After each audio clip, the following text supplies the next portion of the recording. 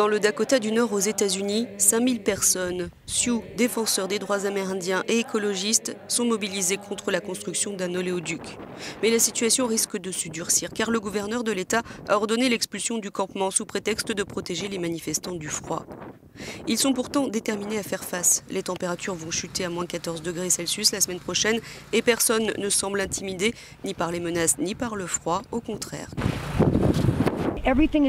Tout est beaucoup plus difficile avec le froid et tout le monde s'inquiète constamment pour tout le monde, mais personne ne va nulle part. Et c'est ce que je trouve très beau. L'objet de ce mouvement, c'est donc le tracé du Dakota Access Pipeline. Long de près de 2000 km, il doit acheminer l'équivalent de 500 000 barils de pétrole par jour du Dakota du Nord à la frontière canadienne jusqu'en Illinois. Un projet de 3,7 millions de dollars pratiquement achevé, à l'exception d'un tronçon qui doit passer sous le fleuve Missouri sur des terres sacrées à 8 km de la réserve de la tribu Sioux de Standing Rock. Des violences ont opposé les hommes de la sécurité du chantier et manifestants en septembre et octobre.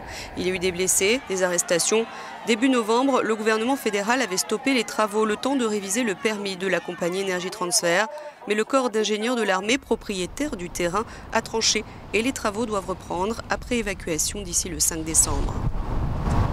Le PDG d'Energy Transfer s'explique. Nous sommes simplement la compagnie qui construit l'infrastructure en accord avec la loi. Et nous faisons tout ce que nous sommes supposés faire et nous allons construire un pipeline sûr et nous allons traverser la rivière à cet endroit.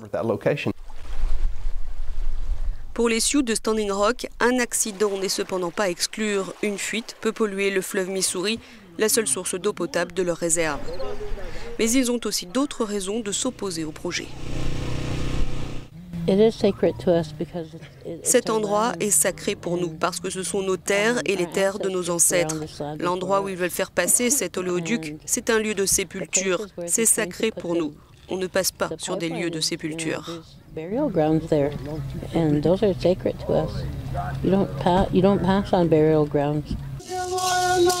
Dernier soutien en date, les vétérans de l'armée américaine. Mais les Sioux de Standing Rock protestent depuis avril. 200 autres tribus amérindiennes les soutiennent dans leur combat. C'est le plus gros rassemblement de peuples autochtones depuis un siècle.